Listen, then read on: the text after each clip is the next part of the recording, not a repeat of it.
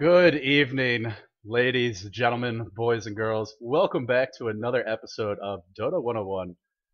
Today we're going to be talking about the first 10 minutes, how to approach 1v1 mid. Last week we talked a lot about hero selection, and I'll sort of talk to you about, well, how does this fit in? But first, before we do that, let's talk about real life recently for me. Well, not real life, but my Dota life, I should say. I have been really busy lately, guys. Between preparing for the show and with the Beyond the Summit World Tour starting up, we had our first matches today. I'm waking up at like 8 in the morning. I cast for 4 or 5, maybe 6 hours, depending on how long the matches go, how much of a delay there is. Then I come back and I have the show at 10 p.m. tonight. So I think I need to invest in some good energy products. And well, caffeine sounds like a great idea, but the problem about caffeine is it wears off.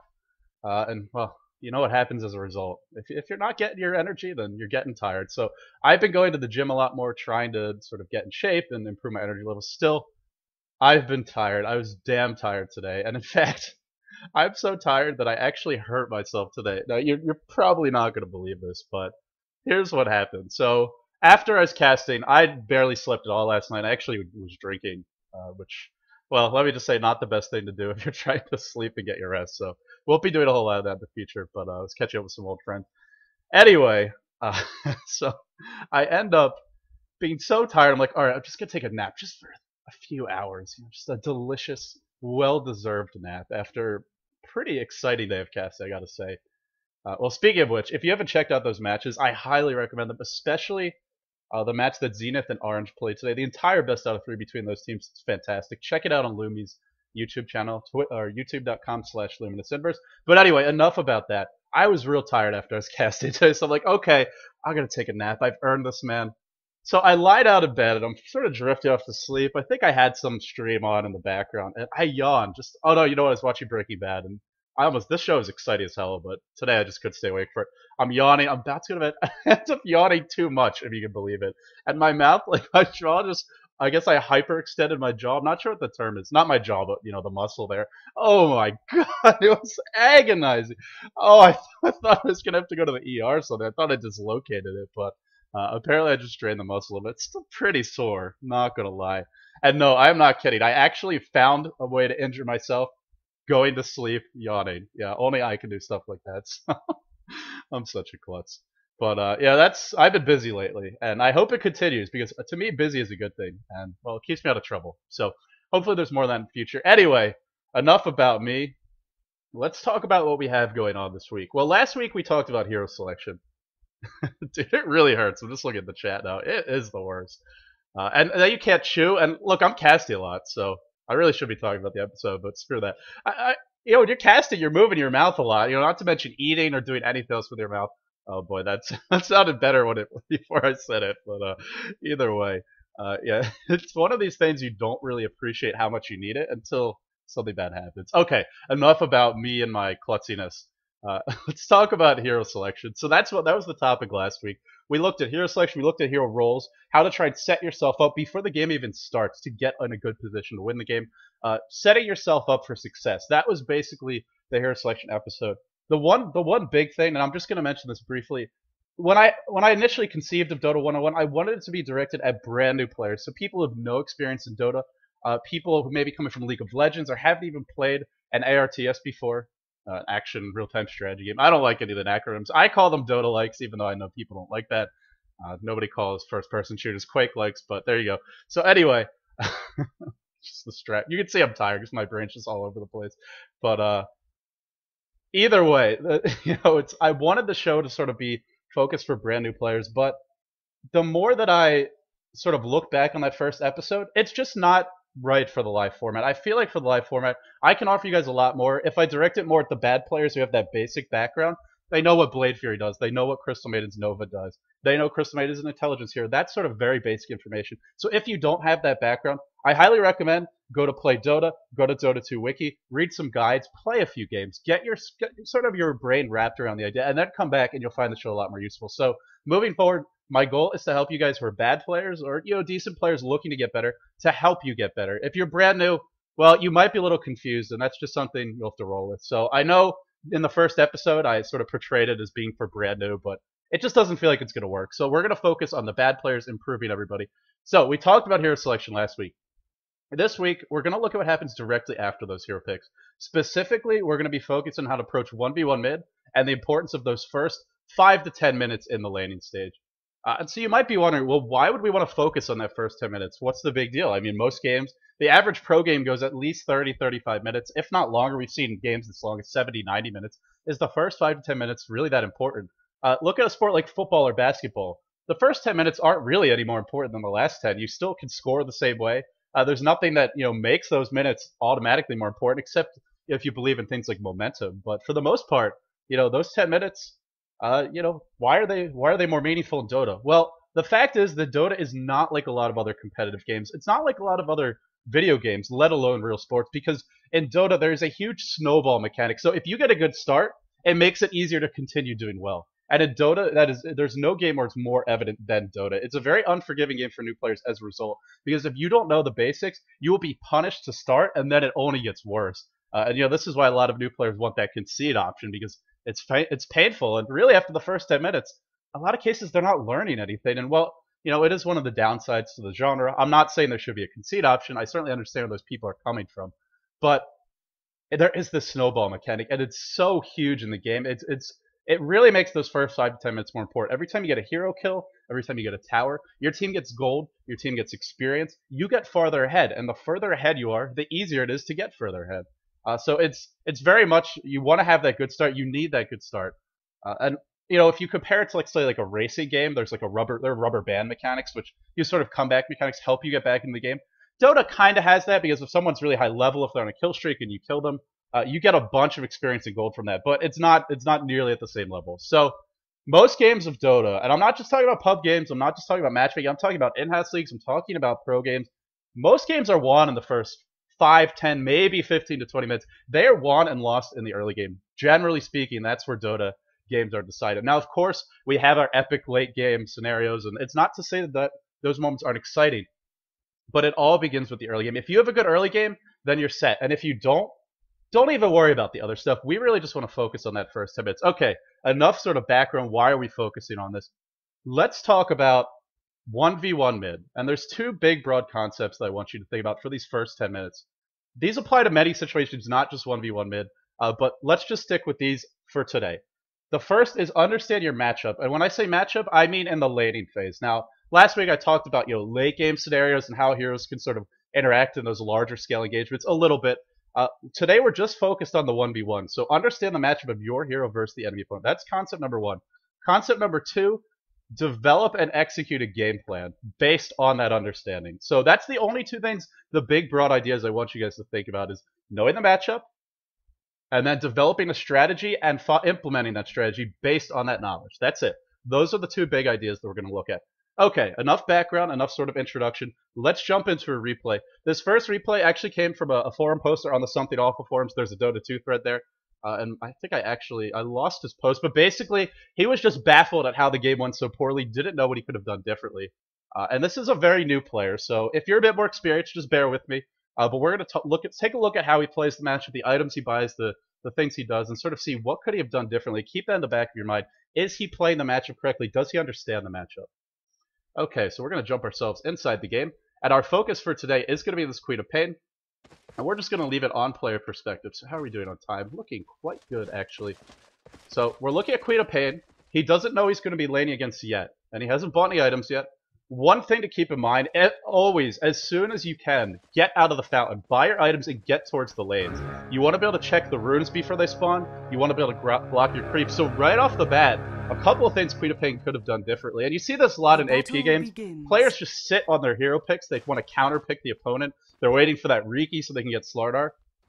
It's a nice idea, but you want to make sure that you're not too late. Look at this Queen of Pain. Already Sergeant Chowdown. That's a good name. He misses the creep block. He's late to the lane. He's not able to check the rune, and also he's not asking his team to do so. This is something I always do, and, well, my team never follows my advice, but I'm always painting the runes about 30 seconds before they spawn, saying, please check the runes for me, because when you're mid, you really want to block the creep wave. And actually, we're going to pause right now. Look at the situation that we have. Sergeant Showdown did not block the creep wave. Invoker only blocked it a little bit, but look at what's happening now. Invoker already has a higher attack range. He has 600 attack range. Queen of Pain, what is it again? I think it's like 500, maybe a little bit less. She's got a lower attack range to begin with. so it's a little bit harder for her to trade blows evenly. And now she's on the low ground. So Invoker, the hero that can already hit you from farther away, and he's going for Exhort, so he's going to be hitting hard. He's got that high ground advantage. Whenever you're a ranged hero, this is so, so important. Because if you're on the high ground, you won't miss. But if you're on the low ground, your attacks have that 25% chance to miss, which means you're going to miss last hits. You can't really trade as well when you're harassing. So off the bat, this small little thing of just getting to the lane late, it can have big consequences, and we'll see just how it develops. Another thing I want to talk about, Sergeant Showdown has gone for a bottle first here. I generally don't recommend this. You see a lot of players will do it. If you random and you get a couple of branches and a bottle first, that's fine because you have the extra gold. But early on, the stats are just so important for last hitting, for giving you a bit of extra survivability. GG branches, as they're known, or actually they're just called iron branches in Dota. They're very cost efficient. For 53 gold, you get +1 to all stats. Compare that to an ultimate orb, 2100 for +10 to all. Now, obviously, the ultimate orb builds into a lot of big items, but GG branches or iron branches, very cost efficient, give you the stats. Instead of this build, I would much rather see 3 or 4 iron branches and then just save your gold if you want. Get the bottle once you earn the 600. This way, you're a little bit tankier. The other thing to consider about the bottle is it really doesn't give you that much regen. You get the bottle to control runes, but he's not checking the rune at level 1. So off the bat, he's missing that opportunity. And actually, there's a DD rune bottom, which you can see now. He doesn't know about it. Maybe he's planning on checking it later. We'll have to see. But for the moment, this bottle is not doing a whole lot for him. Stats will be doing a lot off the bat, help you with last hitting, keep you survivable. Okay, so that's enough about sort of these initial moments. Let's unpause and continue the game. Sergeant Showdown now on the low ground. Very difficult for him to even look for these denies. Can't really last hit this creep either, positioning himself very far back. And I don't think there's anything wrong with the way he's playing this right now. Because he didn't block, he really just can't be there. If he does, Invoker can harass the crap out of him. He's going to miss a couple last hits. Don't worry about those things. Keep an eye on the bigger picture. He's keeping an eye on the minimap. I really like that. That's something I want to commend Sergeant Showdown for. He sees Invoker walk up the high ground off the bat, throws the Shadow Strike out, starts trading harassment. Now, this is an Exhort Invoker, although he actually hasn't used the orb, which I didn't even notice the first time through, but this is an Exhort Invoker. Queen of Pain doesn't know that, because without the orbs active, you have no way to see. There's going to be a first blood up bottom, but our eyes are focused on Sergeant Showdown. It's 1 minute in, and let's see, how is he doing in terms of farm? Well, actually, he's got the Invoker selected for some reason. Let me see if I can fix that. Yeah, so we have Sergeant Showdown. He's got the bottle up 1 and 1. He's already been through 2 creep waves. This is the 3rd. This is not very good last hitting, and again, it goes back to that early block. Those early last hits matter so much, because if you get them, then you have money for items, which makes future last hitting easier. Another thing I want to point out here, Sergeant Showdown is going for Shadow Strike and Blink. This is fine at level 1 and 2. This is the very standard build you see nowadays. A lot of players in the 1v1 situations like to go for 2 points in Shadow Strike, and then they go back to Scream of Pain and the ultimate for Queen of Pain. It gives you a lot of harassment potential. And against an Exhort Invoker, this is a great build early on, especially with all the Exhort orbs up. He's not regenerating anything right now. So Queen of Pain is going to be able to do quite a bit of harassment. Going to check Rune at the 2-minute mark, that's a great idea. One problem for him, he's not pushing the lane before the rune spawns. Generally, you want to try and push the lane, and Sergeant Showdown, this is a cardinal sin if you're a solo mid. The creep wave is pushed to his tower. I think he got the experience for this one. He's going to miss 1, 2, 3 creeps for sure to go get this rune. And he's probably going to miss a lot more, because the next wave's coming in. I want to say at least 1 more creep is going to die. These early experience points are really important. He's level 3 right now. He's only a tiny bit behind the Invoker, but he's going to get really far behind in a hurry. And when the 1v1 mid situation, every point of experience is precious. So already, a big mistake here by Sergeant Showdown. I love the fact that he's going for the runes. This is something that Queen of Pain wants to do. In this matchup, she's the more mobile hero. She's got Blink. She can easily look to control the runes, especially at these lower level games. You can see nobody up top is checking the rune, nobody bottom is checking the rune. Now, she doesn't have wards, which hurts her. The correct play here, don't rush to get the rune. Clear this creep wave, and then once the wave is pushing, go check the rune. That way you're not missing as many creeps, you're not missing the gold, you're not missing the experience. So off the bat, a bit of a blunder here by Sergeant Showdown. One of those things where you're not dying, but it's still something you can improve on. Either way, he is going to find a regen rune. Great rune to have off the bat. Now let's talk a little bit more about this matchup that we see for the Queen of Pain. Queen of Pain versus Invoker is an interesting matchup. If Queen of Pain is a great harassing hero, right? We've all seen the power of Shadow Strike. Does a lot of damage. 40 damage over time. Actually, let me pause and just read this out to you. 40 damage over time. And let's see, how many seconds does it last? 15 seconds. That is a lot of damage. And then you throw the initial strike damage on top of it. Now, that 40 damage over time happens every 3 seconds, so that's 200 damage over time, plus 75. That's 275. That's a strong, hefty nuke. It also slows them, prevents them from using a bottle or a healing salve. At least has the opportunity to interrupt it. So it's a great harassment spell, right? The problem is Queen of Pain is landing against Invoker here. Although she's a very good harassing hero, Invoker has Quas, and it allows him to just about deal with all the harassment anytime he wants to. So far, the Invoker's not using it, but if he turns those orbs on, it's really going to limit her harassment potential. That being said, like I mentioned, she's better at controlling the runes. So really, to me, that should be their focus in this matchup. You have to understand the matchup here. Queen of Pain is the better ganker. She's the more mobile hero. While she's a great harasser in general, Invoker is very difficult to harass. And it's also really hard to trade blows with him because of Cold Snap and because of the high base damage with the Exhort. He's only level 3, but once he hits 4 and plus, it's going to get a lot harder to trade hits. Okay, so enough pausing, enough chatting about the matchup. Let's unpause. Sergeant Showdown runs into the river, misses the last hit. He's a little bit too focused right now, our hero, on harassing the Invoker. Your goal at this point is to... that's not good. Sergeant Showdown blinks, and this is a card... It said Cardinal Sin once already. This is something you never want to do. Do not blink into an Invoker, especially under tower range, especially without backup. Cold Snap ruins tower dives. It's one of the best defensive spells because creeps will be hitting you when you target a hero. The tower is going to be wailing on you, and it does a lot of damage in its own right. When you're in this matchup in particular, Queen of Pain needs that blink, so if Invoker ever Cold Snap, she can blink away and avoid most of that damage. If you blink in, as mobile, as escapable, as survivable as you are, that's out the window. That's gone. You don't have that escape mechanism anymore. So it's another thing here where Sergeant Shadow not really understanding the matchup, not understanding the power of Invoker. A lot of this comes from experience, but a lot of it also just comes from sort of, well, actually, let me switch the camera here. I need to use hotkeys for it, but a lot of it comes from just using your noggin and thinking a little bit about Invoker. I'm not sure if Sergeant Shadow has played against him before. I'm not familiar with this player. What I can tell you is once you've made this mistake once, well, learn from it. Don't do it again. Understand the matchup. Understand the power of the hero. What is Invoker good at? Well, he's good at punishing you if you're aggressive. So try to avoid those situations. Okay, so you give up first blood mid. It's really not a good start to the lane. The key here is don't get frustrated. You've died once. Don't make it worse. And we'll have to see if Sergeant Showdown can actually commit to that. While he's dead, what is he doing? Looks like this player perspective thing gets kind of wonky. Okay, here we go. He's back. He buys a TP immediately. His farm is really lacking. Only 2 CS. And again, it just goes back to the fact that he's been going for harassment. He's been checking runes. He missed a lot of last hits that way. All these little decisions add up. Compare that to the Invoker. Again, Sergeant Showdown blinks in. And he uses a Scream of Pain. But he's going for Shadow Strike first. It's only a level 1 Scream of Pain. This does nothing for you. You gotta, if you're going for Scream of Pain, the way that it scales is such that you don't want to spam it at these early levels. It gets a lot more effective at level 3, or at level 2, especially at level 3 and 4. Look at the way the damage scales. 85 at level 1. That's barely an auto attack. But you look at the level 2, 3, and 4, that's like 5 or 6 auto attacks easily, especially by the level 4 Scream. And on top of that, it's instant and it's AoE. So you don't want to spam these level 1 nukes too much. You see a lot of new players do this. Really getting carried away with those early level 1 spells. It's not just in the 1v1 mid matchup where it happens. Now, he does have a regen rune, so it's not a total waste. But still, try to be conservative. This mono would be much better served just spamming Shadow Strike whenever you can. Keep the Invoker back as much as possible and focus on last hitting. Okay, so he's played aggressively despite dying. Again, when you give up those early kills, it's not that you don't look for openings, but you can't overcommit. You got to be careful, choose your spots wisely. And Sergeant Showdown actually getting some last hit. He gets his 3rd last hit of the game. Again, this is a relatively low skill game, but still I think we can all learn something from the way he's playing here. He's getting gonna get another last hit, maybe looking to go into tower range. One thing I want to say about Sergeant Showdown is I would really like to see him ask for wards, ask for his team to check the runes.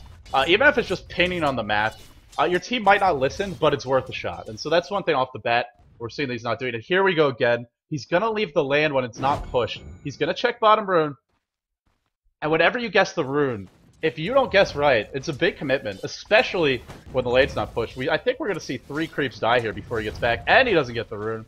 I'm actually not sure if Invoker got it. Looks like Invoker did, so he's got a double damage picked up now, and this is something where you immediately need to click on that hero. Okay, so you went bottom to check the rune, right? You know the rune wasn't bottom, unless they just got there a split second before you, but Sergeant Shadow was there right when it spawned, so you know the rune was top. That means either it's still sitting top or Invoker has it. he left the lane. You saw him leave the lane. He did it when the creeps were there, the same as the Queen of Pain. So you got to check to see what he's got. So I don't think he did, based on the way he's playing. I actually didn't have player perspective on for a second there. But if you see the Invoker with the DD, and he's level 6, and you're only, I think, only level 4, you gotta back off. You can't be going on the high ground like this. Okay, so he is gonna blink away. Invoker using a very early Tornado. If you're going for Quas Exhort, don't use Tornado at this level 1 Wex. It's not gonna do much for you. Much better to use Cold Snap and Sunstrike. Still, Invoker is doing a good job of controlling this lane, and look at how aggressively he's playing now. Forcing Sergeant Chowdown back. This is what happens when you get those early kills. And I'm talking about the importance of the first 5 to 10 minutes, but even that first 2 minutes is that much more important than the next 5, because if you give up an early first blood, it's just such an uphill climb to get back in. Still, Sergeant Chowdown is not out of this yet. He needs to focus on last hitting, he needs to focus on not dying, and getting some levels up, because he's still only got level 1 Screw Pain. Unfortunately, he's going for level 3 Shadow Strike. It's a great harassment spell, but you're up against Invoker who's now got Quas, you're very behind in levels. And let's go back to what we talked about with the matchup here. What did we say was the strength of the Queen of Pain? The ability to control the runes. In order to control the runes, you need 2 things. You need mobility to get to them, and you need the ability to push the creep wave so that you're not missing experience, so that you can see if your opponent goes to check. Sergeant Chowdown doesn't have that ability to push the creep wave, only level 1 Scream Pain. And while he has the mobility, it's really not that much, because Invoker, well actually Invoker doesn't have boots yet, although he could if he didn't go for the bottle. But either way, Invoker's going to have a lot more mobility soon. So, again, Sergeant Chowdown just not understanding the matchup, not playing it properly so far. But let's see if he can make a comeback here. It's still very early. It's 5-2, but the game is not over yet. So, Queen of Pain is one of these heroes that can come back in the mid-game in a big way. And actually, I forgot to change my overlay. I'm an XSplit noob. But, yep, here we go, back into the game. And Sergeant Chowdown just doing some last hitting. So, let's see how he opts to play. Oh, uses all of the mana. And this could be a real issue. Invoker just not checking. I don't think he's checking the mana of Queen of Pain. If your opponent ever uses all their mana, you can be really aggressive, especially here like Queen of Pain. If she doesn't have Blink, she's fresh meat. A couple of auto attacks, you throw on Cold Snap and the Exhort orbs, and you're just going to kill him. You don't even need Sunstrike. That's just a bonus. Sergeant Chowdown kind of dodges a bullet here. Mana management, another thing to keep an eye on, something that's very important, especially 1v1 mid. You need to at least conserve the mana to always have a blink ready, and whether it's a Queen of Pain, another hero with a defensive spell like a Windrunner, with her Windrun, whatever hero you might have, if you have a defensive spell, if you have anything to help keep you alive, Lifestealer's Rage, it doesn't matter what it is. Make sure you have the mana to use it. So Queen of Pain checks bottom, she's not going to get it. This time the rune was top, and this time the lane was pushed. So I don't think this was intentional, but Chowdown still does a good job here, keeping the lane pushed out, gets himself a rune. Now he's got an Invis rune, he's level 6. Here's the problem, he has no mana. I don't think he called this Invoker missing. Judging by that, either he called it missing and the team didn't react, or he just never called it. Either way, Invoker's gotten a double kill rotating bottom, so I'm not going to blame mid, because there aren't any wards, we don't know if he called it. But whether or not he did, this is a big problem now. So you've seen your opponent go towards mid, right, or go towards bottom. You see he just got a double kill. You got to make the best of the situation. Now you have a chance to farm. Invoker left the lane. He's dominated you in the lane. Now you can catch up. Let's see if Chowdown's able to do it. So he comes back in. He used the Invis rune already. Is he going to get some last hits here? Really would like to see him get a couple. Level 1 Scream Pain used again. Creep missing up. And actually, he's going to get all 3. Great job by him. Bottle, I believe, or Boots rather, on the way, and this is a big pickup. Wait, I talked about rune control. Yes, Queen of Pain is Blink. Still, Boots are going to help you get to those runes faster. And really, you need them. You can't rely just on the Blink. They're very late Boots, to be honest, for solo mid, but at least he's gone for them. So it's something we can say. Let's go in Chowdown's way. And he is making the best of the situation. I think he just about... that was a 50% increase in the CS in just about one wave. Catching up in a big way now. 17 CS. Meanwhile, look at the Invoker. Not sure why he's journeying all the way back to base. He's got a Flying Courier, but we're going to focus on Queen of Pain. Still, this is a big opportunity, and Chowdown is taking advantage of it. He's getting a chance to play catch-up here. He sees the TPN, that level 1 Tornado. Well, it just doesn't do a whole lot. For anyone who doesn't know, Tornado, the distance scales, and it scales hard based on your points of Wex, and this Invoker only has 1 point. So that's why you're seeing the Tornado not really accomplish a lot. Okay, so our Queen of Pain, out of mana, out of health. Rune is about to spawn in 15 seconds. Unfortunately, she chooses this time to go back to base. And things are kind of falling apart all around her. A lot of the other lanes are dying. it's not a good situation to be in. But what makes it worse Dire's is that top Chowdown tower is wasting is a lot under of time attack. walking to Fountain, walking top and then bottom to check the runes, leaving to check runes when the creeps are pushing. This time is so precious. You have to make the most of it. If you ever watch a pro go mid, when they check the runes, they'll either have a teammate do it or they will push the wave. Maybe they miss 2 or 3 creeps at most, let alone a full creep wave and a half, which is what Chowdown missed. Another thing you can do is ferry yourself a TP with the current, and that can help a lot. So, it's really not looking good for Chowdown now, and I feel like we've learned just about all we can from this game. So, let's go back to those big broad concepts and talk a little bit about them. So there were 2 concepts I want you guys to focus on. The first one is, understand your matchup. What are a few things that we can say about the Queen of Pain Invoker matchup? I touched on a couple of them. One thing, she's very good at harassing most opponents, but Invoker very difficult to harass because he has Quas, because he has Cold Snap, and because he's going for Exhort build, so he can trade hits very hard. He does a lot of damage. Another thing to consider about the matchup, Queen of Pain's better at controlling the roots. She's more mobile. She's better at pushing, and I'm not using my fingers properly because my brain is not connected with my body. She's better at controlling the roots because she's got that mobility. She's got more pushing power than Invoker early on, at least, especially if you go for a lot of points in Spear and Pain. So that's really her strengths, and also she's a better ganker. What do you need to gank? Well, you need the runes, you need basic items, at least boots in a bottle, maybe a magic wand, ideally a bracer or power treads, but let's not get greedy here. You at least want to have those basic items up in a hurry. Queen of Pain, the better ganker, the better rune controller. Not really going to be able to trade hits favorably with Invoker unless you really outplay him hard. So what should your game plan be? Well, we saw what Sergeant Chowdown's game plan was. It was kind of a standard plan. It felt like he had one idea going into the lane, and it didn't matter what his opponent did. It didn't matter who his opponent was. This build would have been very strong if he was up against a Lina, even a Tidehunter or a Lifestealer, a lot of the other enemy heroes, because they don't have Quas, they don't have Cold Snap. You can harass them really hard, but that wasn't the matchup. You have to understand it. And so Sergeant Chowdown, his game plan, it felt like he only had one way, but you need to be adaptable. And ultimately, if you want to get good at Dota, if you want to get good at any sort of Dota-like or ARTS, whatever you want to call it, you have to be able to adapt, not just at the beginning of the game, not just in the laning phase, but throughout the game. But if you can't adapt at the beginning, if you can't be flexible, well, that's the place to start. So what else could he have done differently? He could have gone for an early bottle to take advantage of the runes, would have helped him fuel his spam. He got the bottle, but he got it at level 1, and then he didn't use it to his advantage. He didn't check the runes, he didn't ask for wards, he didn't ping the map for his team to check, so a lot of things he could have improved there. And most importantly, he wasn't playing as a ganker, he wasn't pushing with Spear and Pain, and I feel like that's the strong suit of Queen of Pain in this matchup. So, okay, we've beaten this horse to death. We've talked a lot about Sergeant Chowdown. Any sort of questions or things that you guys would like to ask about this game? I'll give you guys about 2 minutes, and then we're going to move on to our next replay.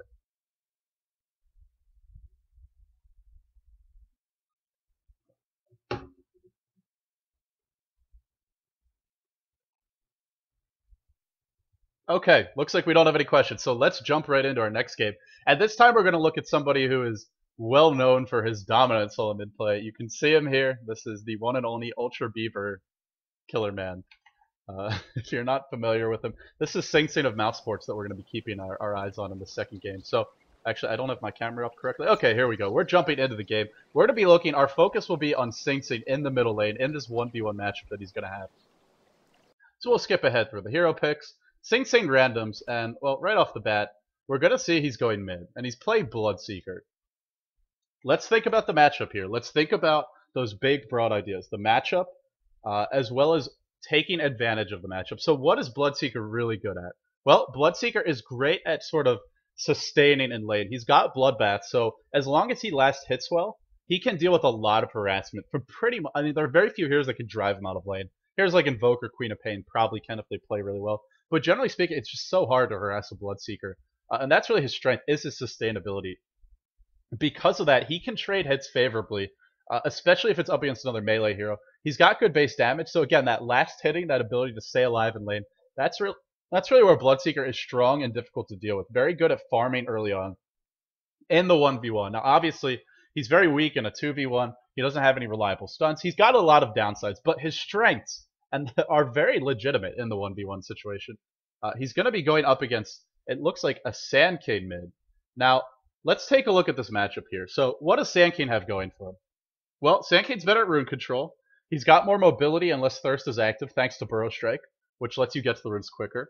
He's also got more pushing power through Caustic Finale. as well as Sandstorm and Burrow Strike. All of these do a bit of AoE, allow you to push the wave. That makes you better at rune control, the mobility as well as the pushing power. Sand King also has a lot of potential for burst damage, but not at level 1. He wants to get to that level 3, level 5 area before he can really hit hard. Between Caustic Finale and Burrow Strike, that's where you can dominate. So he wants to get to that level 5 mark. Ideally, you want 6 or 7, max out your Burrow Strike, get your ultimate. But once you get to level 5, you'll probably have 2 points in Caustic Finale, at least 1 and 3 points in Burrow Strike. Gives you good range, gives you great harassment potential. And by the time you have level 5 with a bottle, Sand King's a nightmare for a lot of melee heroes. The thing is, he's up against Bloodseeker, and Bloodseeker is a very strong hero in terms of dealing with that harassment. So what is Bloodseeker good at in this matchup?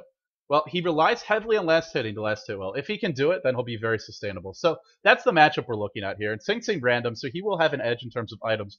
Off the bat, you can see his focus. He wants to control the lane. He wants to get a lot of last hits. Poor Man Shield and Quelling Blade picked up for him. This is going to make it much easier for Sing Sing to last hit. It's also going to help him deal with harassment. And if you look at the Dire lineup, well, they already have 4 melee heroes, so Sing Sing pretty much knows he's going to be able to last hit in lane, unless his opponents do their patented 2, 3, 4-man level 1 gank strat. But outside of that, he's going to have a good time. At least it would look that way. So we're going to skip ahead just a touch here, waiting for the creeps to spawn. Already we're going to notice some differences. Sing Sing, whoops, he's going to be prepared to block the creep wave. He's not telling his team to check the rune, and look how quickly he's in lane. He was in lane before the opponents even picked. His team's still a fountain. Just the mark of a good player. Getting that lane quicker, if you need to make adjustments to your lanes, if you need to go check the runes, if you want to block the creeps, all of these things you'll be able to do in the solo 30 seconds to battle. So the creeps are about to spawn, and you can see Sing Sing already showing off his map awareness, checking the fog. Not going to find anyone just yet.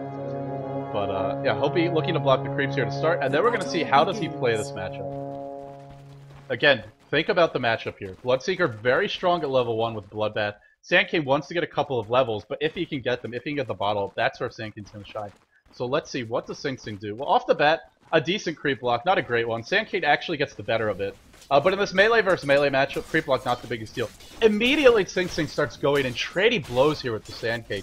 And look how hard the Bloodseeker hits. 63 base damage, compare that to the Sand King, 55. 3 armor on the Sand King, 4 armor on the Bloodseeker, plus there's the Poor Man Shield.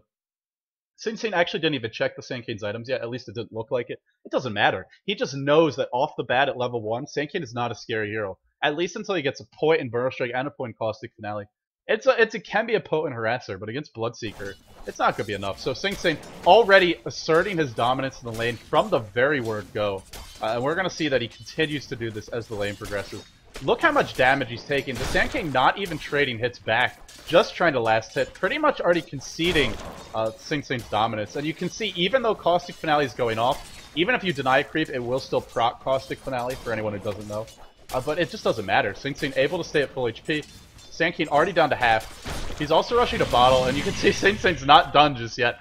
Blood Rage onto the Sand King. Sand King pretty much, I don't want to say he's lost the lane just yet, but it's looking very bad for him. He's trying to farm aggressively with the creep wave. He's not trading hits with the Bloodseeker, and he's taking a ton of harassment. Sing Sing actually going to dive past the tower here.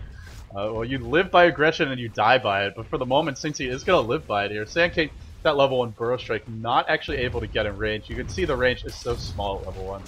So Sing Sing already dominating the lane. Look for him to pick up an early pair of boots. This allows you to chase the Sand King, allows you to punish him if he gets low, and now a point in thirst. This is going to let Sing Sing get kills if the Sand King overextends. So you can see right off the bat, Sing Sing is understanding the matchup here. He knows that he's very strong at these early levels, where Sand King needs a couple more to reach his peak. And he's taking advantage. He knows he hits harder, he knows he can trade blows, and that's what he's doing. It's all about understanding that matchup, understanding when your hero is strong, and choosing the right moments to be aggressive.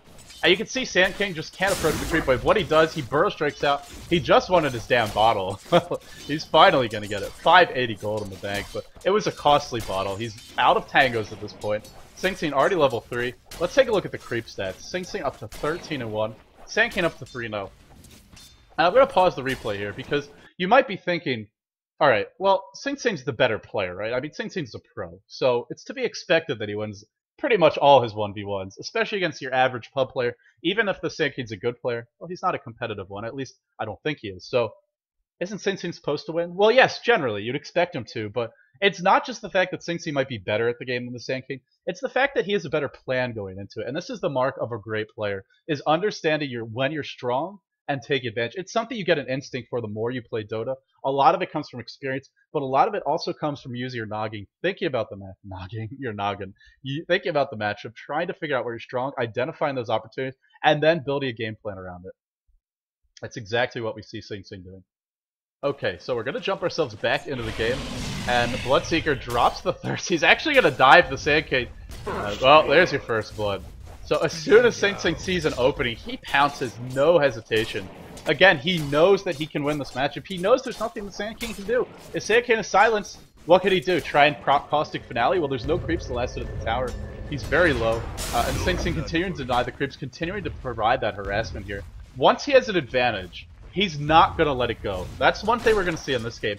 And it's something everyone should sort of think about. Whenever you're playing a pub game, oftentimes you'll see players win their lane early, and then they'll say, well, I won my lane, and then they're just baffled at why their team's losing. Or they'll beat their opponent in lane, but then in the mid game their opponent will come back and have a bunch of items. Part of that is Dota being a team game. But another big component of it is if you leave the lane, if you give your opponent a chance to breathe. We saw the Queen of Pain got a bit of one last game. When Invoker went to gank bottom, it lets them back into the game. We're going to see Sing Sing really doesn't give the Sand King a moment to breathe. He doesn't relent on the pressure. Sand King tries to approach the creep wave. Sing Sing ushers him back. Sand King burrow strikes in. That's all he can do if he wants the last hit. Burrow strike in and walk away. Aside from that, he's probably going to die. Toby feeding. Nothing new here. I'm just kidding. I love Toby. But, Sing Sing continuing to harass. Sand King walks up, tries to get that last hit. He doesn't even get it, and he takes a bunch of harassment. A part of it is the Sand King not playing properly. At the very least, you should be trading blows as you walk away, or you shouldn't walk in. Doing both is just, it's kind of pointless. And on top of that, you're not getting the last hit. Sand King goes into Sandstorm here. Alright. Sand King's in Sandstorm. The creep wave is pushing, and Sing Sing is pushing it harder. As soon as Sand King comes out of the Sandstorm, what can he do to get away? He can Burrow Strike. That's it. Level 1 Sandstorm has a 40-second cooldown. That means you're not going to be able to use it multiple times here. Unless you wait for it mostly to end, then you'll have 20 seconds to go even then. So Sand King has one escape plan here, and Sing Sing, recognizing this, is going to exploit it. And again, this goes back to him understanding the opponent's hero, understanding the matchup. Look what Sand King does. He tries to run, Rupture and Silence. Sand King forced to tank the creep wave. If he runs, he's going to die to Rupture. If he doesn't, he's going to die to auto attack. So unfortunately, the Silence wore off just a split second too late. Now this match was looking really bad, right? Last time we saw around this point, Invoker leaves the lane, goes to gank bottom. Queen of Pain goes from about 10 CS to 17 in the space of 2 creep waves. Is that going to happen for Sand King? Bottom is feeding. Toby is dying. Now we see the Bane dying. That lane is getting dominated right now. Sing Sing's level 6, and you know, a lot of times you'll see players, especially newer players, demand ganks whenever they start losing their side lanes. You gotta remember, it's not mid's job to win the side lanes, and whenever you play mid, if you see a gank opportunity, that's great. But your goal is to win mid. That's your job. Your job is to win your lane. It's the same for bottom, it's the same for top. If you're a jungler, then yeah, you want to apply some pressure in the lanes. But Sing Sing's job, it's not to gank those lanes, and we're gonna see that he just doesn't care about them at all. No, he's got a TP scroll ready to punish any dives, but his focus is on controlling this middle lane. And then at this point, Sing Sing has completely won the lane. He's zoned the Sand King so far back. He's diving the Sand King at the tower. Denying creeps in the shadow of the enemy tower. This is a player who's got an advantage, who's not going to give it up. Sand King finally gets the last hit, but nowhere near a bottle, nowhere near level 6. Sing Sing already has Rupture up again. He's level 7. And I love the adjustment here by Sing Sing to max thirst. Sometimes you'll see a hero like Bloodseeker in a 1v1 matchup. He'll go for early points in Bloodbath, especially if he's up against a heavy harassing hero like a Viper, a Huskar, because you do heal a lot more. It's good for sustaining you, but if you're dominating this lane, you don't need Bloodbath. You don't need that extra life regen. What you want is the ability to kill, and to kill easily and often. And Thirst, maxing that first, gives you a huge buff in range, allows you to join these fights if they break out, and chase heroes down from a much longer distance. So Sing Sing's ahead, and he's going to try to get farther ahead. This subtle decision, maybe not that subtle to some of you, but to the newer players it definitely will be, to go for Thirst first, even though Bloodbath generally better in the laning phase in terms of keeping you alive. It's going to make a big difference for Sing Sing. So back we go to the middle lane, continuing the last hit, continuing to control this lane. Peng burrow strikes in, and he's going to pay for this one. Silence to start, Rupture to follow. Peng is going to stand his ground under the tower and actually trading blows with Sing Sing. If Peng hadn't died early, he might have actually been able to deal with that. I think he might have just had Burrow Strike there. It looked like it was about to cool down. That was a close one either way. And well, now the flaming starts, and I feel bad for the Sand King. I really do. Okay, so now Sand King has completely won his lane. He's killed the Sand King 3 times. He's 42-7. Sand King is 10-0. What is he gonna do? Well, now he starts to look at the other lanes. He knows the Sand King is so far behind that he can leave mid for a moment, and it's not going to cost him. He didn't leave after that first kill. He did leave after the second. He gets to the third, and that's when he considers leaving. And with the DD rune, no, he's not going to leave. He's actually going to go back mid. So it's an option for him to leave now. That's why you see the TP scroll up. If he needs to join the fights, he will. But why give up a good thing? If you have an opponent that you're just dominating, keep on dominating them. A lot of players just abandon the lane early, and it really costs them. So it's just the subtle things that Sing Sing is taking advantage of here. Burrow Strike in. There's still no epicenter. He is going to drive Sing Sing back. If he had the epicenter, unless Sing Sing is really quick on the silence, can actually look to get a kill there. But unfortunately, he's not going to. Now, one cool thing about Bloodseeker is, oh, well, Rupture, silence as well. And is just screwed, man. Even with the Caustic Finale, it's just not enough. And at this point, we're just seeing a snowball effect. But remember, we're talking about the first few minutes, and you're seeing the effects, the ramifications of those first few minutes. A few minutes later, Sing Sing's got 4 kills. He's just completely winning his lane. And it all goes back to that first few moments in the lane. Sing Sing walks in, auto-attacks the Sand King a few times. Sand King doesn't respond, he doesn't trade hits. He doesn't have a Stout Shield to help deal with the harassment. Sing Sing executes his plan, and right off the bat, he starts to win the lane. And now he's won it, and he's continuing to get farther and farther ahead. Already up to 1900 gold, so way ahead in terms of the farm, way ahead in terms of the levels. If he wants to leave the lane now, I think it's pretty safe to do so. Sand King is level 6. He still doesn't have boots. He's spending most of his time either at Fountain or walking back to the lane. Can't even afford a damn TP scroll. It sucks to lose your lane like this early. Okay, so I think we've just about covered this game. At this point, Sing Sing's just so far ahead that he's going to dominate. We're at that 8-minute mark. This is when the mid-game starts. That's when the laning phase sort of ends. And I think we've really focused a lot on this one. But it goes back to, again, these 2 basic points. That's all I want you to keep in mind. The big, broad concepts. 1, understand your matchup. Think about what your hero is good at. Think about what your opponent is bad at. Think about what they're good at, what you're bad at. And then make a game plan based on that. Sing Sing knew he's going to be really strong at level 1. He takes advantage. Queen of Pain tries to trade hits with an Invoker, tries to play aggressively against either this Cold Snap, has a lot of base damage, goes for a lot of points in Shadow Strike early. Very different approaches. And she doesn't go for rune control. She doesn't try and push the lane. She doesn't use her mobility to her advantage. And because of that, not understanding the matchup costs her that lane. Understanding the matchup, understanding the heroes allows Sing Sing to dominate his, as well as being a pretty damn good player. So that's 2 matchups, and, well, I have another segment I'd like for you guys. So we've gone over 2 examples. I've shown you a player who's understanding the matchup. I've shown you one who doesn't.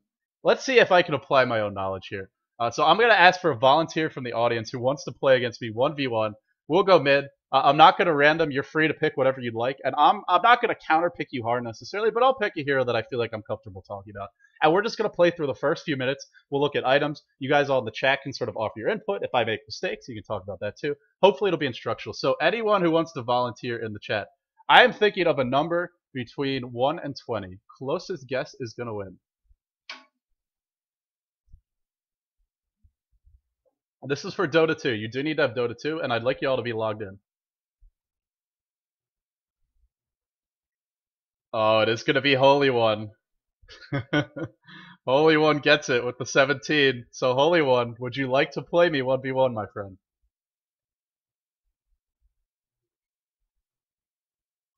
If not, I believe it will be the 17.5 by Tip Me. Okay, let's go. So I'm going to make a game here for you, Holy One, and I will message you the password on Skype, and then we'll get going.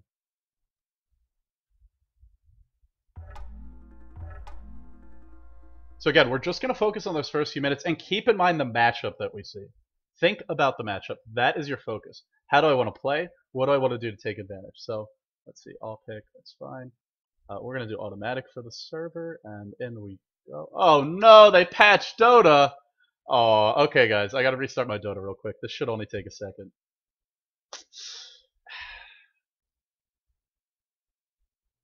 Update required. Oh, don't do this to me. Oh, I was on such a roll. Oh, and now it starts. I thought I had to restart my Dota. God damn it. Did you, Bode?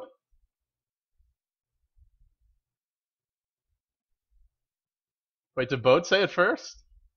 No, Holy One said it first, you troll! Oh man, that's not cool. Don't do me like that.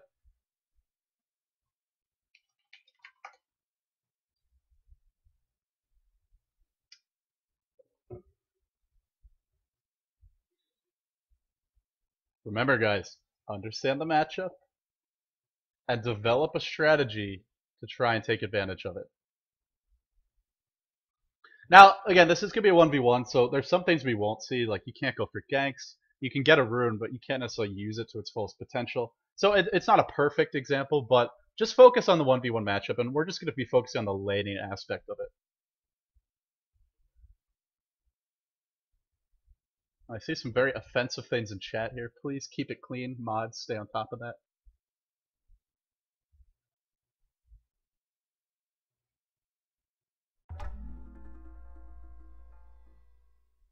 Okay, holy.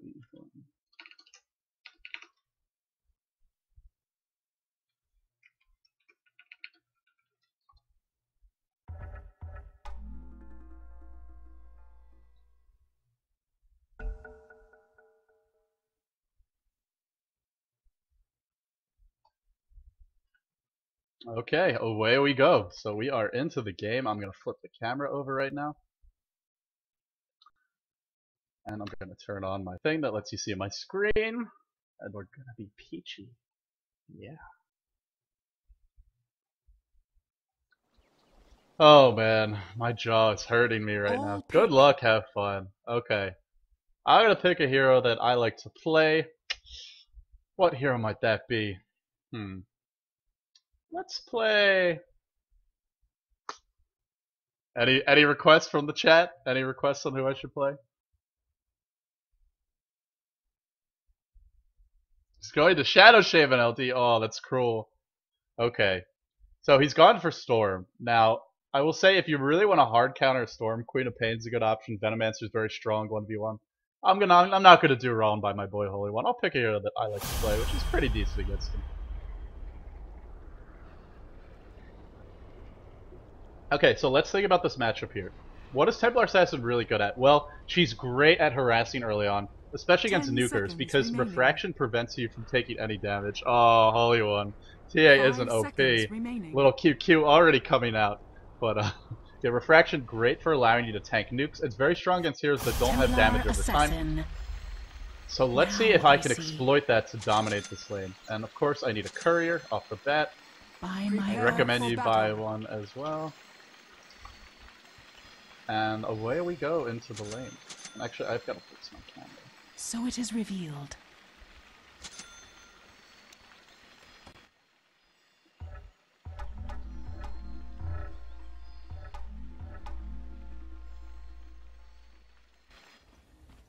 Yes.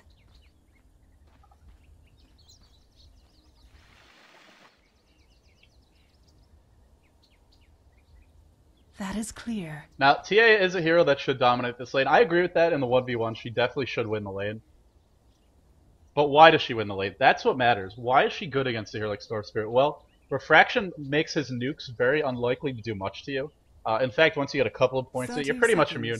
Also, he doesn't have an escape mechanism early on, and TA is a hero that wants to chase. There's no blink. There's no leap. Oh, excuse me, so I can do a lot of burst damage to him. Meld reduces his armor. He's already got relatively low base armor because he has Storm. Come on, team, check the rune. I'm actually not going to check it. Hopefully my boy here doesn't either. We'll see what he gets. If he lucks into a DD or an illusion, that could make this one a bit more challenging. It's okay. It's not crazy high though. It's actually it's higher than I thought. Secret. But yeah, regardless. Well, that's it. My other points stand. Although apparently I'm wrong about that one. Still, you know, TA very good at sort of trading and dealing with nukers. So that will be my goal. Early first few levels, you want to play a little bit more passively generally because TA needs a few points of refraction, at least one in meld. Well, side blades. I don't really do the best job creep blocking here, but I guess it's slightly on my side. I'm gonna take side blades at level 1. I know it. Just so I can do some harassment to him. Offerings. And he's actually gonna be the one to strike first. Clearly. As the temple requires. Okay, so side blade's good at harassing. Ooh, nice job there. Revelations.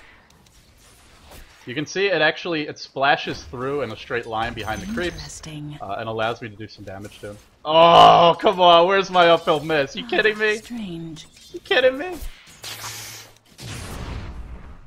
On your guard. Come on! This guy don't miss! Never. As the Getting temple outplayed here. requires. But again, this is not really my time to shine. I want to get at least another level or two before I start to play aggressively. Yes. Now So I've got what? refraction, I can start to be a little bit more active. By my oath. And I can't last hit to save my life. That's the The problem. temple directs. One of the things you want to be able to do to win your lane mid is to be able to last hit well. I'll take it. The trail is fresh. But you can see Holy One is just... Oh, Holy One, my friend. What are you doing? In secret. Newfound wisdom. Oh! Readily. Alright, so, again, now that I have a point in refraction, I can play a... Oh, no! Now Okay, I I just see. wasted my salve. That's a pretty bad play by me. My purpose is clear.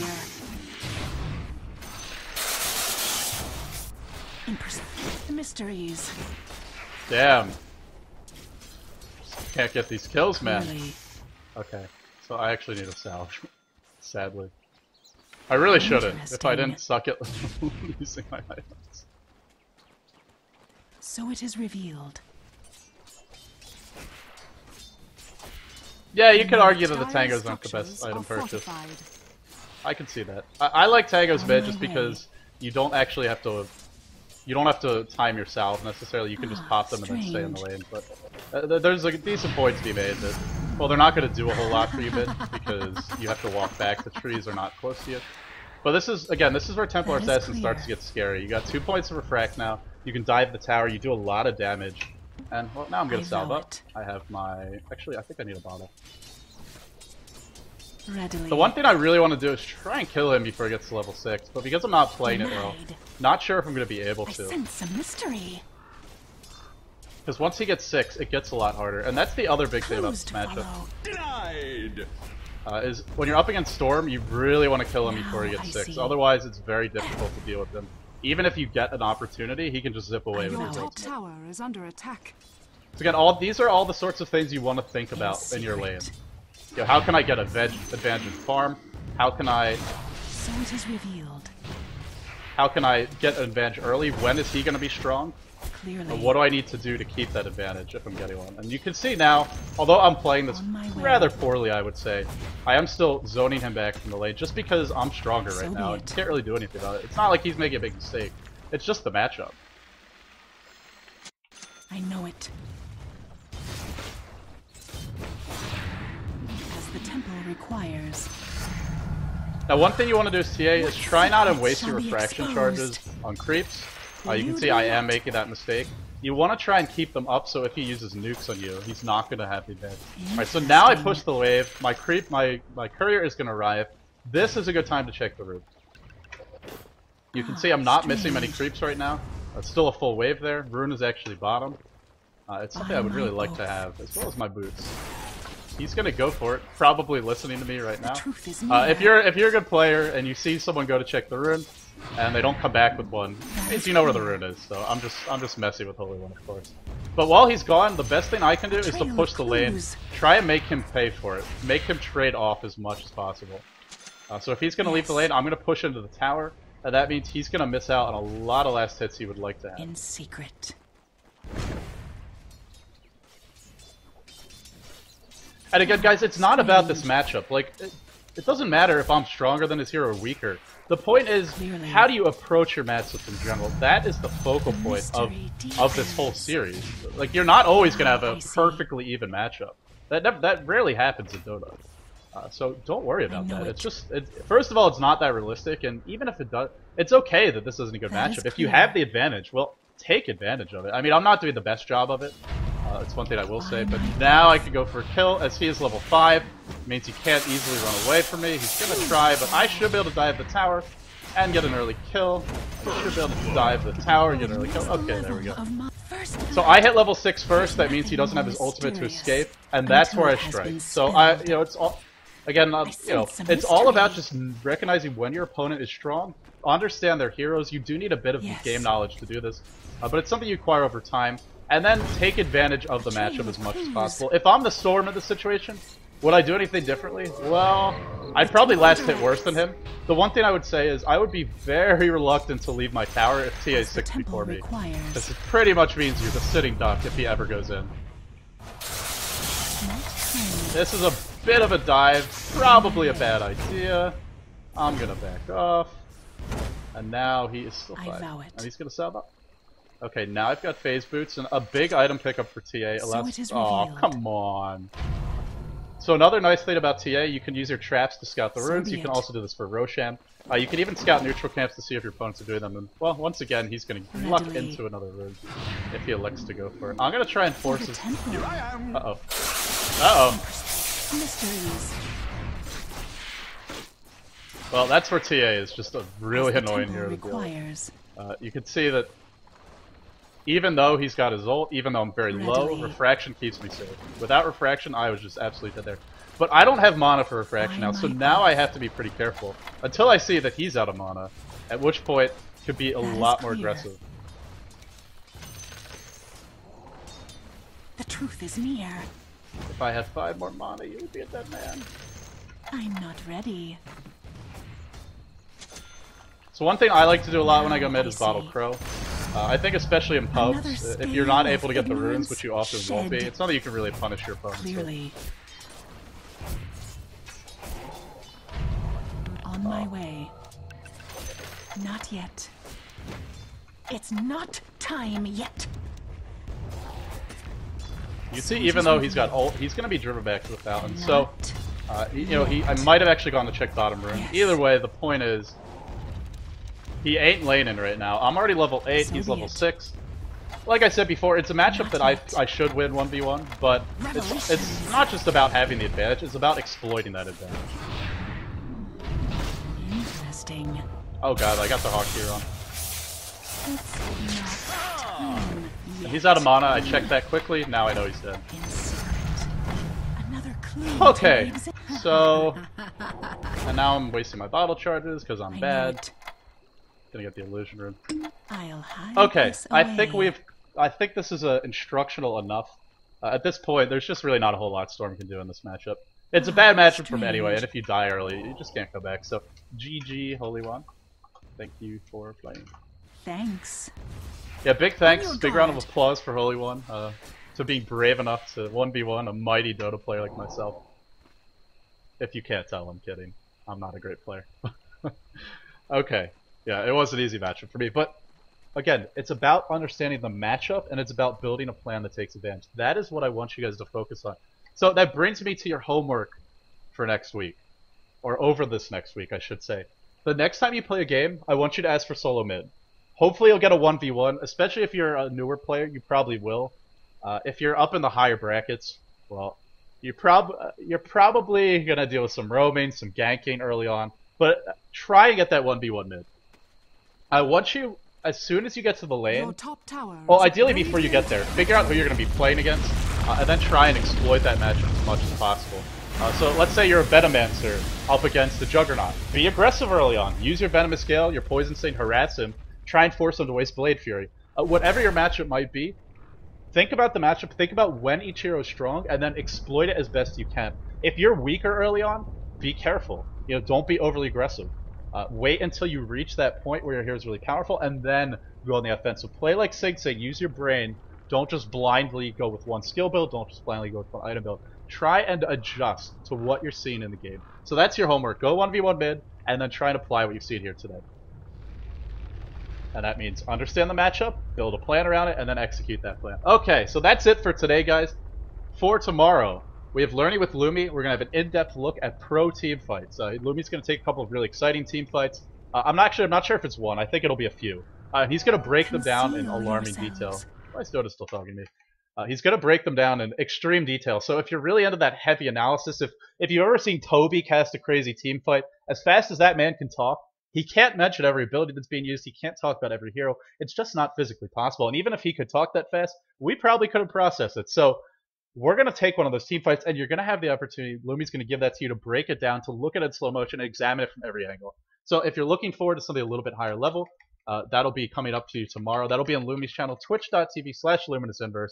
Once again, at the same time, 7 p.m. Pacific, 10 p.m. Eastern Time, 4 a.m. Central European Time. So that's what we have in store for you tomorrow, learning with Lumi. The VODs for today will be available on Twitch, YouTube, and Blip. I'd like for one of my mods to put those links in the chat. Twitch.tv/LDdota, that's where you are right now. YouTube.com/LDdota. You can catch everything there as well. And finally, if you want to catch all of the episodes in one place, the dotashow.blip.tv. We're going to have everything there. If you want to go on YouTube or Twitch, you're going to have to switch between the channels. The blip.tv gives you everything in one place, so it's a great option for you. The other thing I'll say is, if you haven't already heard about it, I'm going to be the primary caster, actually, for Beyond the Summits World Tour. We started today. We had a great turnout, over 10,000 people at one point. I hope you guys continue to tune in. If you didn't check it out, those matches will generally be happening at 15 CET and 18 CET. At least for the first week, that's the schedule. Tomorrow, the first match is going to be EG versus Dare. I think that's the only match for the day, at 18 CET, which works out to be 12 Eastern, 9 a.m. Pacific. Thank you all again for tuning in. I appreciate everyone who's given me feedback, who's asked questions, who's participated. I'm hoping in the future I can continue to incorporate that viewer participation. The show wouldn't be possible without you guys. If you like the show, please do me a huge favor. Tell your friends about it. Send them in next week. If you have feedback, if you don't like it, if there's things you'd like to see me do differently, email thedotashow@gmail.com. It's very much work in progress. This episode is way different from last week, and I'm sure next week will be a lot different too. I'm always trying to improve it. I am working very hard, but unless I know what you guys are looking for, it makes it hard for me to adjust. So I think this was a lot more on the right track. I think this episode is much more of what we're going to see in the future. Maybe we'll delve into more advanced stuff here and there, but this kind of approach. So I hope you guys enjoyed it. Thank you all again for tuning in. And again, if you enjoy, please share.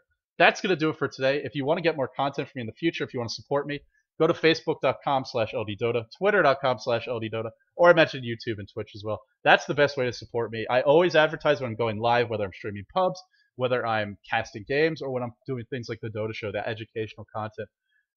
Okay, I'm going to take a moment to breathe here. Thanks again, guys. That's going to do it for tonight. Lumi will be coming to you tomorrow with Learning with Lumi.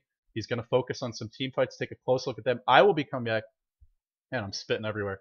I will be coming back, not tomorrow, but the following day on my channel. Same time, same place, 7 p.m. Pacific, 10 p.m. Eastern, 4 a.m. Central European Time. And I will be taking an in-depth look at how to play Morphling. So it'll be getting that ancillary Morphling. I look forward to seeing you guys all then. Thanks again. And have a fantastic